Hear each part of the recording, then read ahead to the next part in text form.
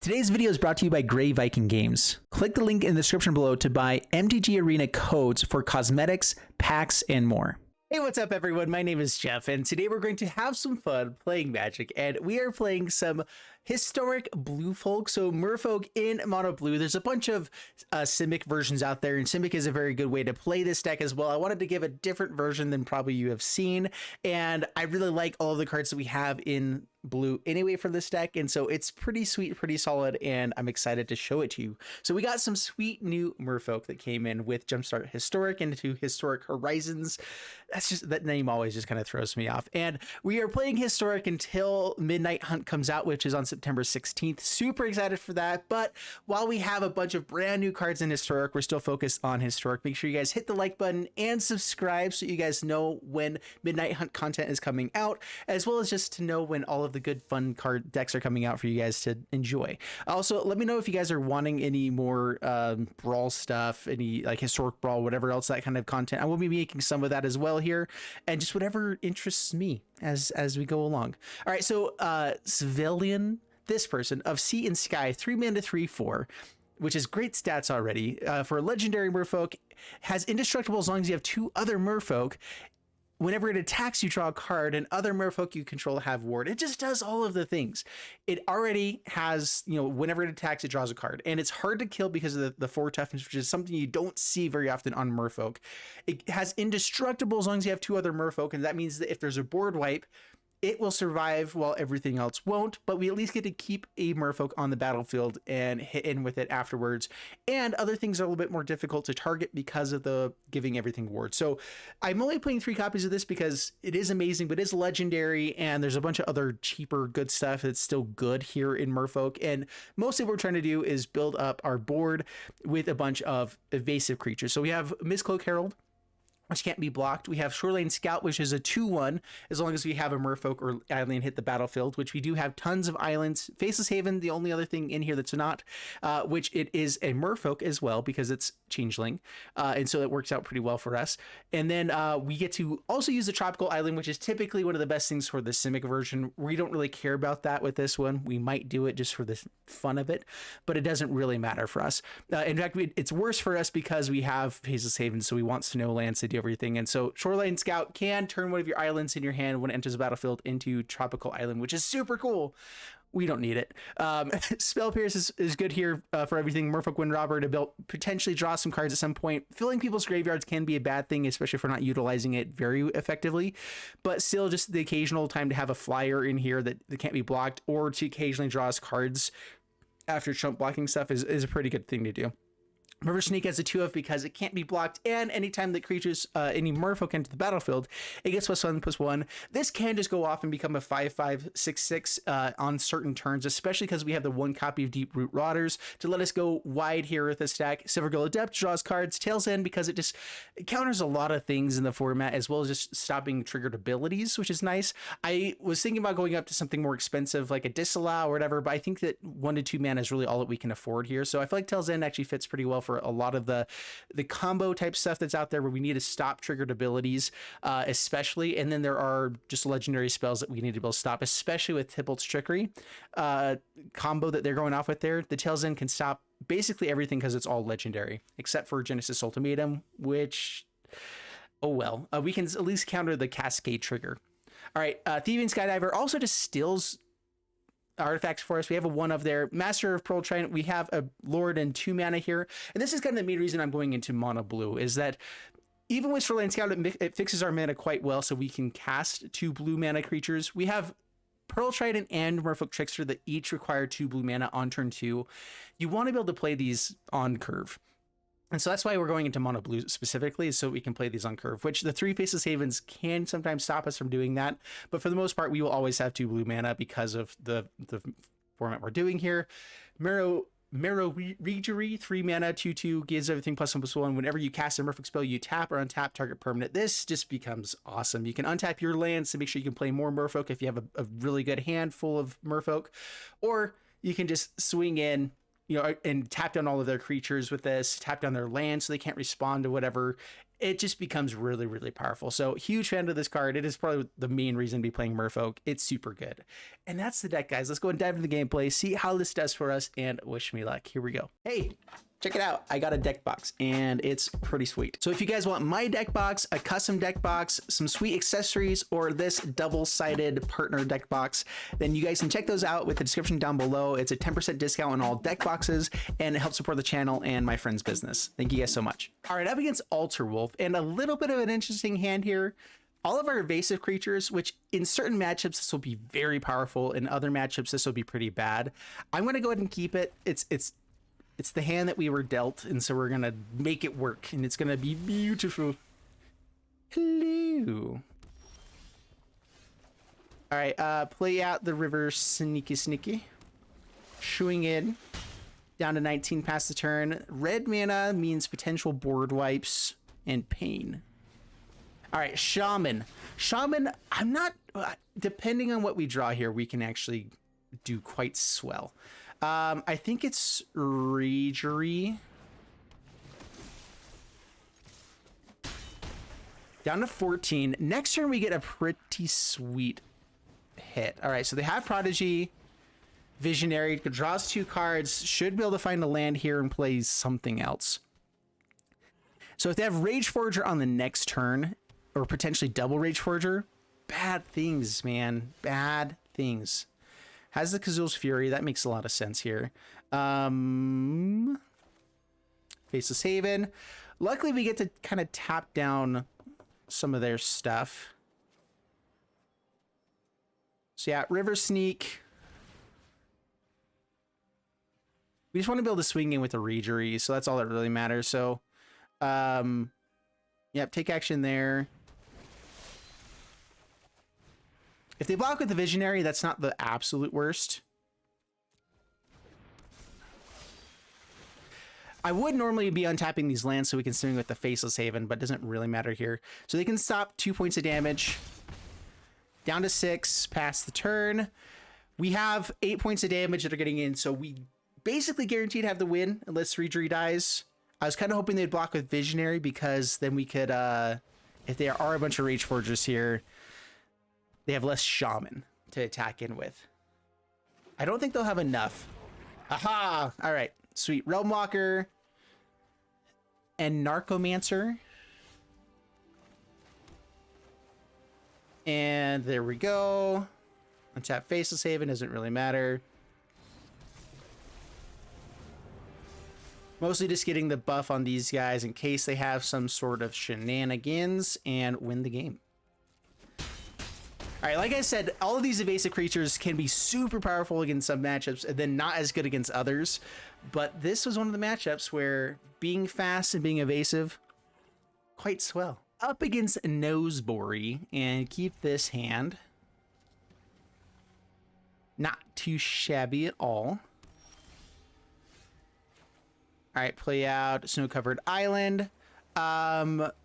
Up against an Izzet deck, there's a chance it's Izzet Phoenix, so I don't think we use Merfolk Windrobber. Yeah, we can hold on to that, and it could potentially just be a redraw if ever they have removal for it, so let's just hold off on it a little bit. Mist-Cloaked Herald, past the turn. Alchemist, all right, so it's burn. Yeah, now we got 2 1-drops. 1-drops are swell.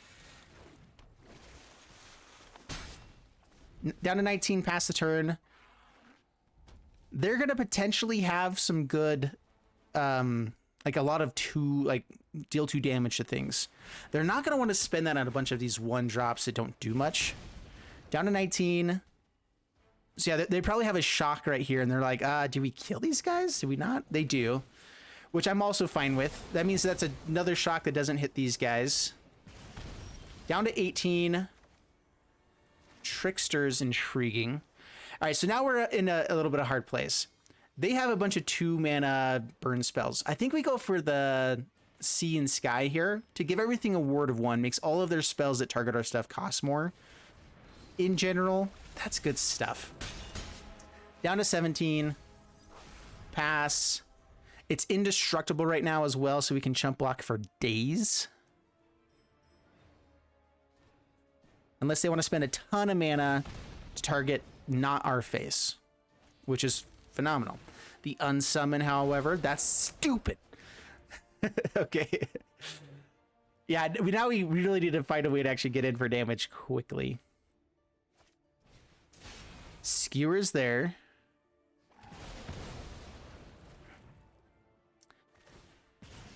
All right.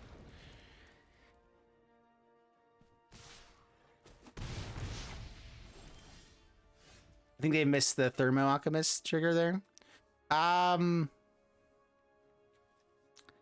We really needed to draw the land there. All right, let's go Sea and Sky again. Mill them another card. It's a shock. Pass the turn. I mean, all of our lords are good. We want to start drawing cards on this next turn. Having more defense for all of these elementals.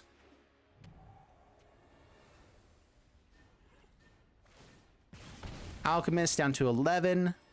We really have to start getting some big hits here. Tricksters can be really good to play. Like, if we have a land next turn, we can actually stop most of these elementals. Ah, we really need a land.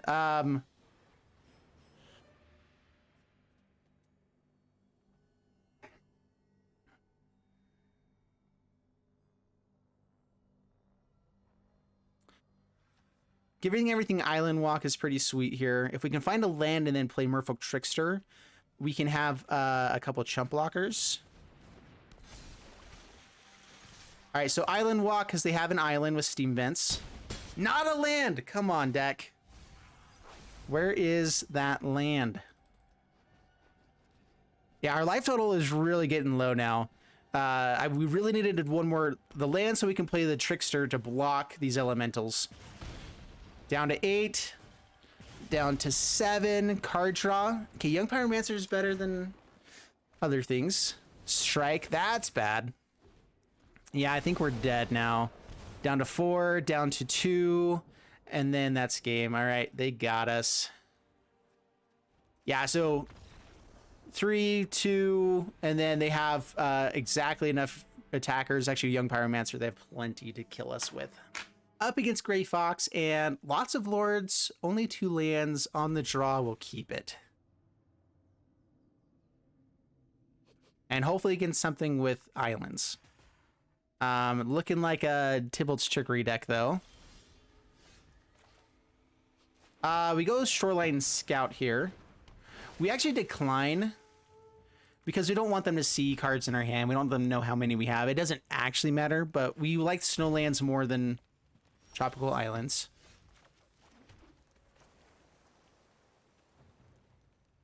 Yeah, I guess we go ahead and play out Lord. Get in for 3.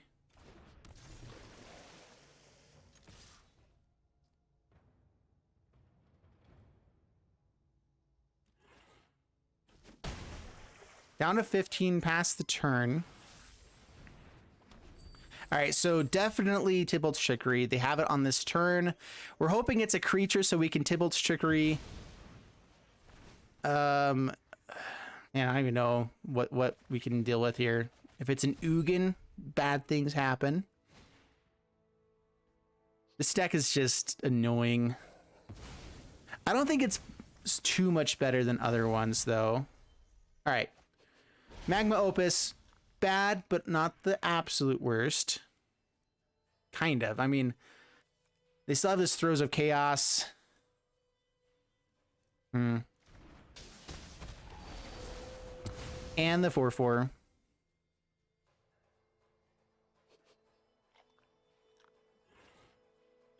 Yeah, I don't know if we can beat this because they get to Throes of Chaos on the next turn. The 2 cards they drew basically guarantee it. Spell Pierce can stop the Trickery for a turn, so I guess that's something. So we'll be flashing in Trickster and using Spell Pierce. And then we can always hope that they just drew into all the ones. They forgot to shock it in?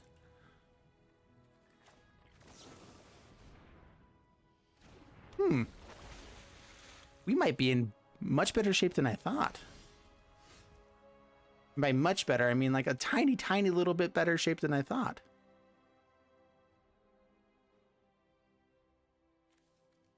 All right.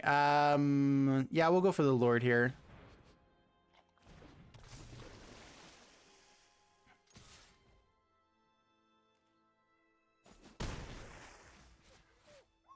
Pass the turn, hold up Spell Pierce.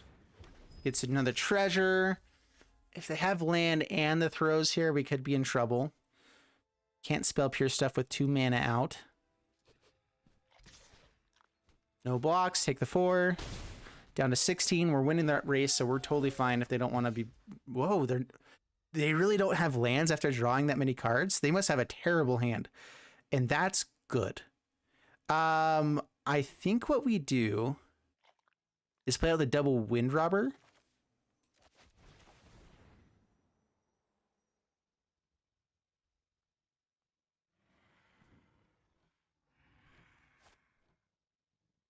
Do they have some sort of response here?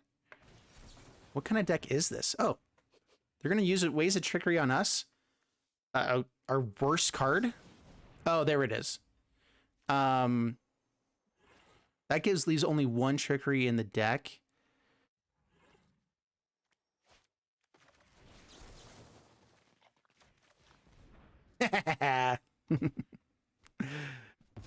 All right, so they get to have one more chance for the trickery to go off, and we're just hoping that it's something that's not amazing. And then that game plan is done for. Yeah, throw out all the power that we can. Luckily, Windrobber can let us draw a card. If need be, to try to find, I don't even know, something here. Pass the turn. Yeah, 10 cards in the graveyard. Did they find the land? They're not using the land for the throw. Is the last card in hand a trickery? All right, opponent skips it up. I was going to say, like, they should have gone at least one more time for a trickery, unless they had all 3 in hand, which would be ridiculous. But even then, they had the mana to play this out, maybe discard a land, and then discard. Maybe they couldn't do it. Interesting. Sweet. Up against Detox. Man, we haven't had a hand yet with more than 2 lands. This is awkward because we can't play our 2-drop spell, but holding up Tail's End could be nice.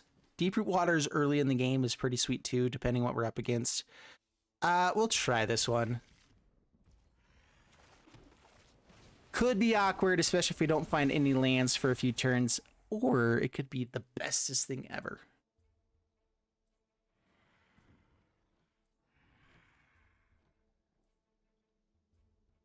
And I'm gonna believe in the latter.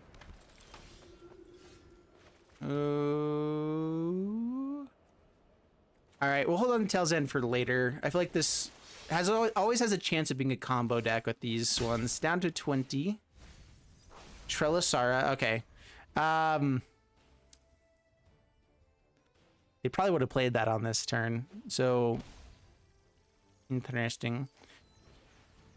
Yeah, the Deeproot Waters looks a lot worse with these Soul Wardens. Oh my heavens. No blocks, I suppose. All right, hold up Tail's End to stop what? I don't know. Sea and Sky seems pretty legit. Deeproot Waters could be good, but against the Soul Wardens feels awful. Let's go for card draw first, I suppose. Yep, gain 3 life. We get to deal 3. Still above starting life total. Getting rid of Skyclave Apparition's pretty swell.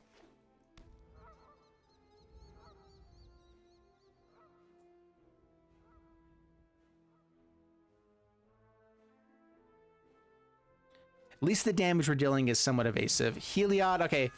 That would have been a nice thing to counter. Now we just have to counter everything else. Yeah, I think we have to hold up the Tail's End now in case there's some sort of infiniteness. Land is nice. Now we can play Trickster and Tail's End.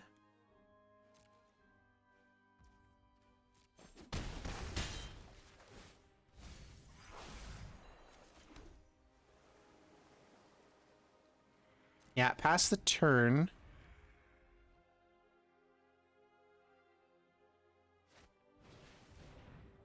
Pride Mate. Unfortunately can't counter that one. Well, kind of. So all those pop off.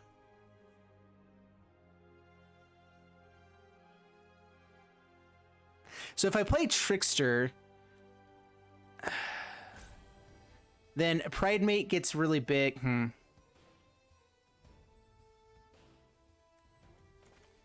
Unfortunately, this will trigger the Soul Wardens, which go on top of the Merfolk Trickster's ability. So I can stop 3 counters on Pride Mate, or I can stop Heliod from swinging in this turn. Let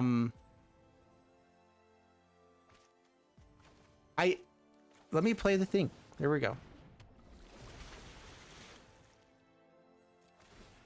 Oh, it goes on top of the Soul Warden. Oh, sweet. So we get to stop 6 triggers there. That's worth it. So they can gain all the life in the world and still put counters onto everything. Right. Maybe I should have stopped Heliod. Crap. Dude, it's just way too much. Way too many triggers. 3 Soul Wardens.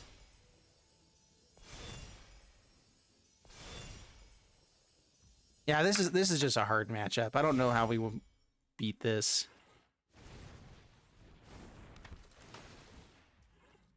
To an extent, it probably is Deeproot Waters and go wide so that we can chump block for days. That also feels awful.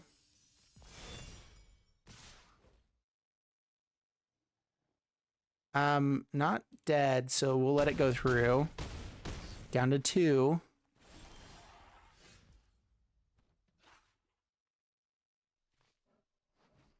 Gosh.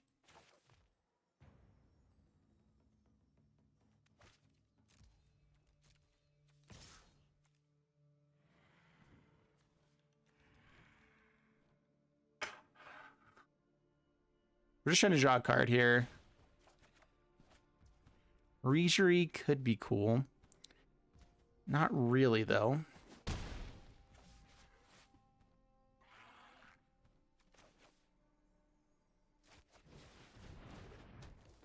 Yay, 2 more creatures. All right, we're done here.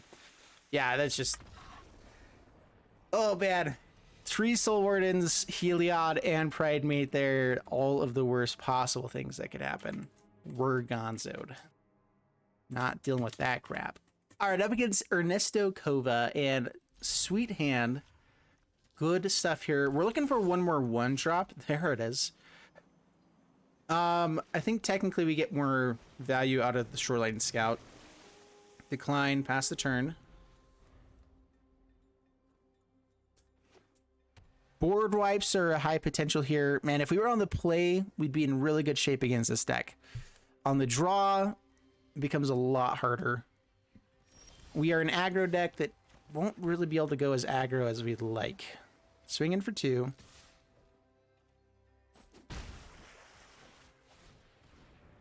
Herald, Robber, and then Lord, and then hopefully no board wipe.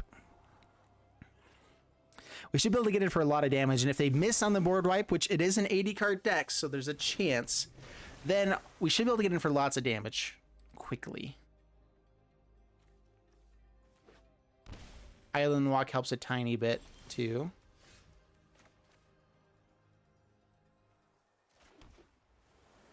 We got multiple things here, or go for the Reejerey. Reejerey gets countered.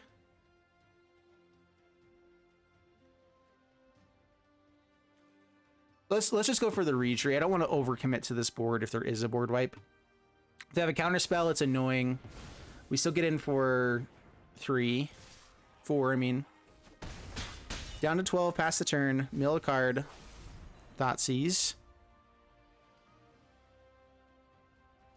I actually wouldn't mind them spending a Thoughtseize here. Apparition, that's annoying. All right, the Island Walk will be at least decent.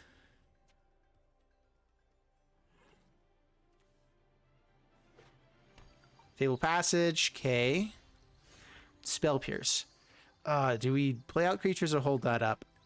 They might just be playing all creatures here. Masterful Trident's pretty sweet. Get in for 5. Let's just do that first.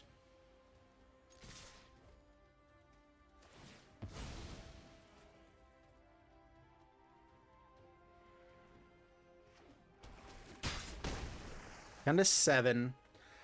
Hold up the Spell Pierce, or just expect them to have things like Skycove Apparition or whatever else. I think we just need to throw out more stuff on board. Ah, man. Cards in the graveyard. Don't actually get cards out of it. We need a creature for the Adept, so let's pass the turn and just hope the Spell Pierce is worthwhile. Yorion. That could have been worse. They get to take the Master.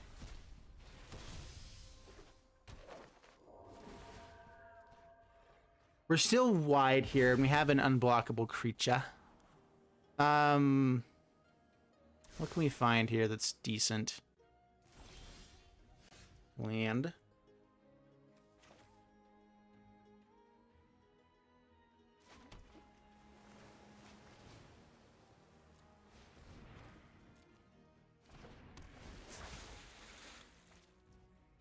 That was needing to be something really good.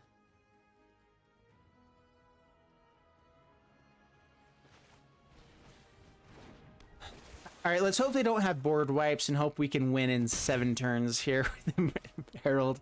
And we get to go wide, so it'll be faster than 7 turns, potentially.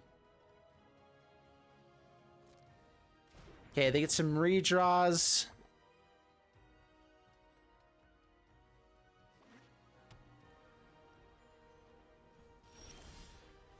Tail's End is actually pretty sweet. All right, so they block 2 things. They block here and here. We get in for 3.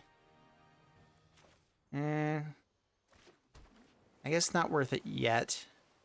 We would be able to trade off with the Apparition if we swing in with all of this.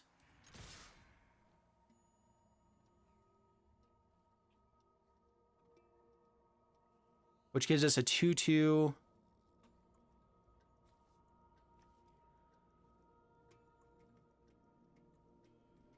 If we find the guy with Island Walk, we could be in much better shape not doing this.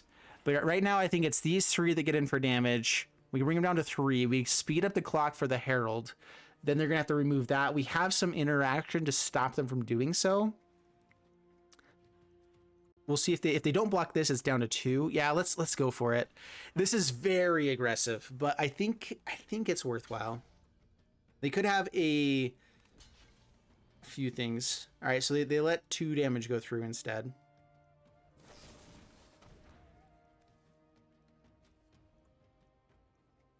Right, Spell Pierce doesn't actually take care of that here. Drats. Yeah. Down to 3. Mill a card. Land. Pass the turn. We still have a chance of finding the Island Walk guy off the top. Doom Foretold.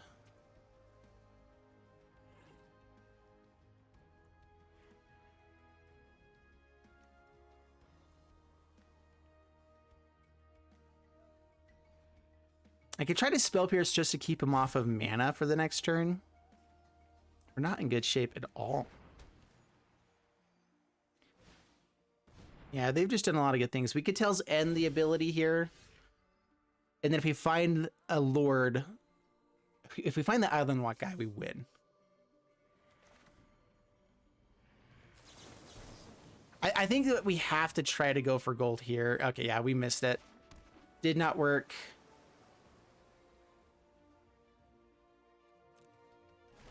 And I believe that's probably game.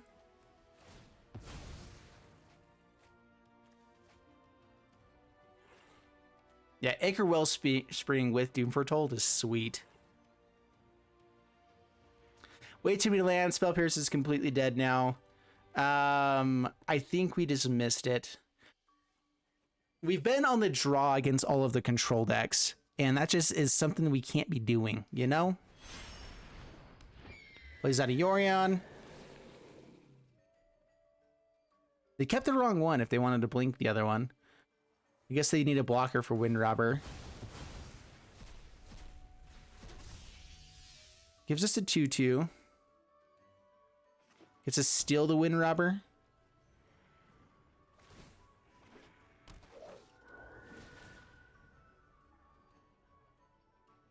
So with Shoreline Scout, we still have a shot here.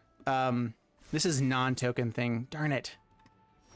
So it has to be Shoreline Scout. I was gonna say if we find the guy with Island Walk there, we had a chance to win, but we had to sacrifice the non-token. All right. Well, yep. Bad matchup on the draw. We are up against Yamamori and decent hand. We still, I don't think we've had, okay, I think we've had 3 lands one time in 6 games. There we go. We're fine now. Shoreline Scout, decline, pass the turn. I know not using this ability feels like it's bad. At the same time, though, we can always get rid of a Merfolk to find a land if need be. So if we just really need to make sure we're playing out all of our stuff. I think Trickster against this is going to be better. Maybe we'll draw a card here when we Trickster the people that give ramp.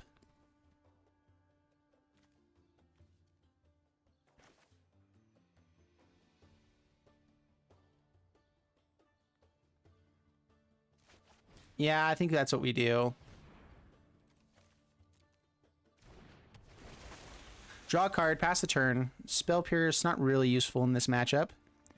Tail's End, also not useful, although we can counter the Behemoth's ability. Ooh, double War Master. Landing War, that's a big board of elves. Reejerey, pretty sweet.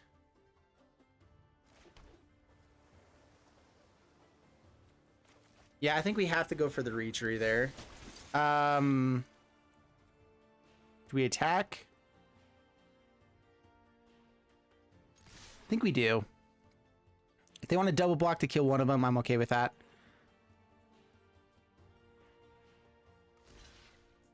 Yeah, so kills one of them. We get a few more elves off the board. We get them down to 15. We pass the turn. They can attack him with the War Masters now, but they probably have a Lord anyway, so it doesn't matter. Imperious, perfect. Swings in, no blocks, take 1,000,000. Yeah.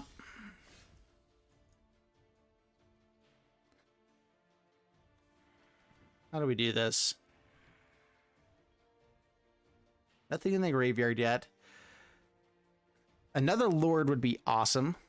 You know what I think we do? I think we Windrobber here.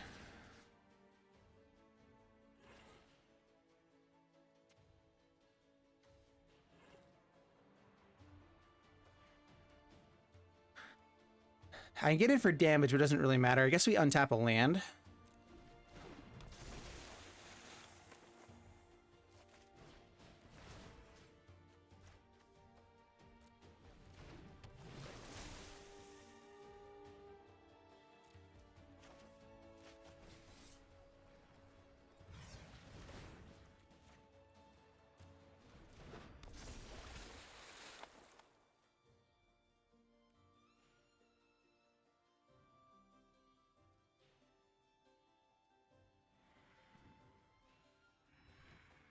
All right, pass the turn. We need to stop something on their turn rather than ours.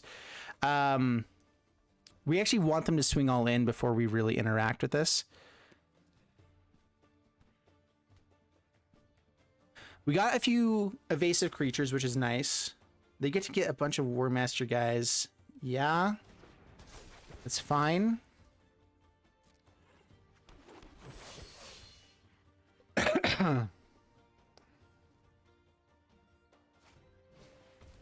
Sentinel, cool. They have someone with reach. That's annoying. Really annoying.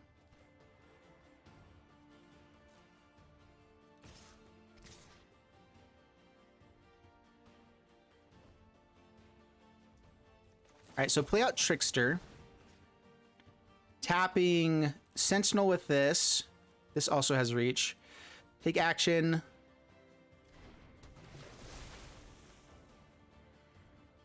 Turn off the perfect. Makes a token. Yep.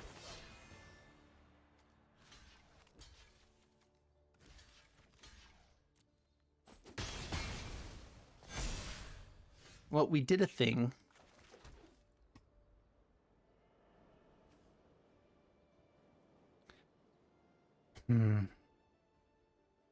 Another reach creature.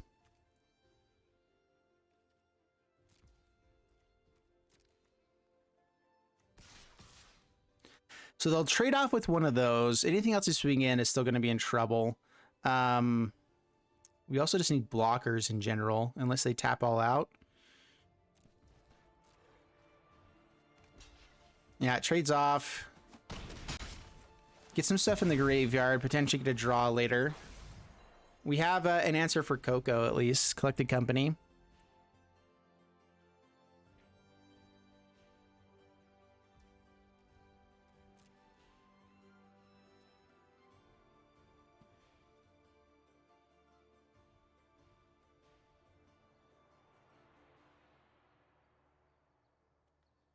So they have 5 mana currently. They didn't have a Lord in hand, otherwise they would have played that first for sure. They can make a token here with War Master. There's a high chance it is Collected Company. So I think all we do is we just chump block 1. These guys are never really getting in for damage, right? We'll just take the 1. I could have blocked with Faceless Haven, but we need to hold up the Spell Pierce. Down to 8. All right, so they definitely have Coco. All right, passes to my turn. Land. That means we're going to swing with Faceless Haven if we want to.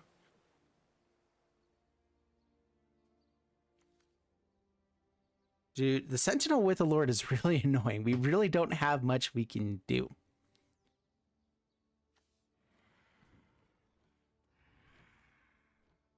We can swing in somewhat aggressively and hope that they chump block after we counter the Coco. We still need enough stuff to block with that we're not just going to die immediately too, though.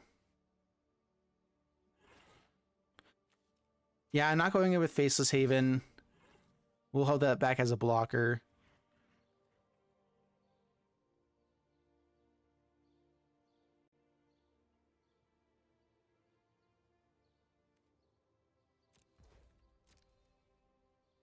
All right, so here comes the Coco. Here comes the Coco. Doo doo doo doo. Oh, they let it all through. I mean, I guess they are white enough here. We do have the Faceless Haven. That was kind of the hope, is that that would be enough. Yeah, so we Spell Pierce the Coco.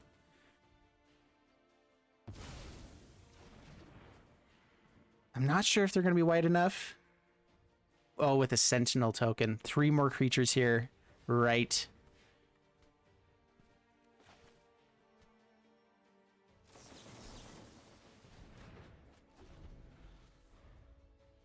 Tail's End, well, only 2 blockers. Not enough. It's still game. Yeah, I was kind of hoping they would trade off with something there. They have lethal now. Unfortunately, we weren't able to keep the Faceless Haven alive or up and available. So yeah, it's game right now already. They just swing in with everything and we're dead. I'm kind of waiting for them to do stuff though.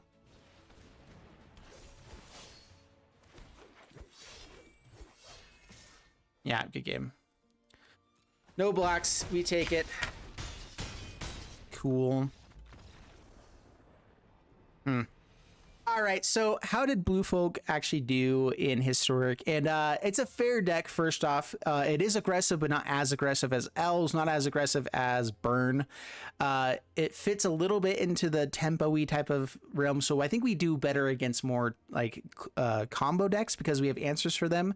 And we didn't run up against combo decks. I don't think ever in 6 games we run up against a combo deck. We ran up against completely fair decks, and we don't have enough tempo to do well against the fair decks. We can if we're on the play against some of them when we weren't in those matchups a lot of times. And so I think that's where this deck is.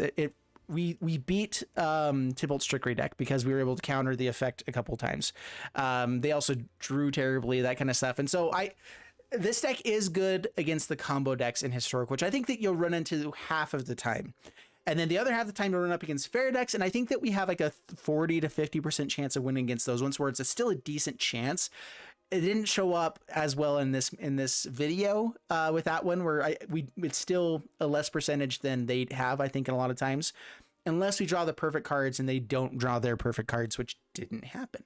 And so that's basically how this deck runs, is that it's good against the combo decks. It's because it's a little bit tempo-y, we have the Tails End effect, which in hindsight maybe isn't as good as we need it to be. We need the ability to counter lots of different spells instead of only legendary spells. Countering abilities did come into play a few times. Not amazing though. Not being able to counter creatures. There's just a lot of creature things that are good in the format right now. So yeah, I'm not sure what you change it out to. Leave it down in the comments below what you guys think we should change this out to make it a little bit better. I like a lot of the cards that we have in this deck where we have the ability to interact. Like if we find the right cards at the right time, Thieving Skydiver can take a Paradox Engine. You know, we have Merfolk Trickster, which counters actually most combos in the format right now, as long as there's just one effect we need to get rid of. If they find 3 Soul Wardens in a row though, the stopping people's effects doesn't help very much. You know, a lot of ETB stuff here going on. And so yeah, overall it's fun. It's a good deck. I do think that this one will be favored in the combo decks, a little bit less favored in fair decks, but still has a decent chance of winning. And yeah, that's just how it goes. So anyway, hope you guys enjoyed it. If you did, leave a like, subscribe, and I'll see you guys in the next one. Thank you so much. Bye-bye.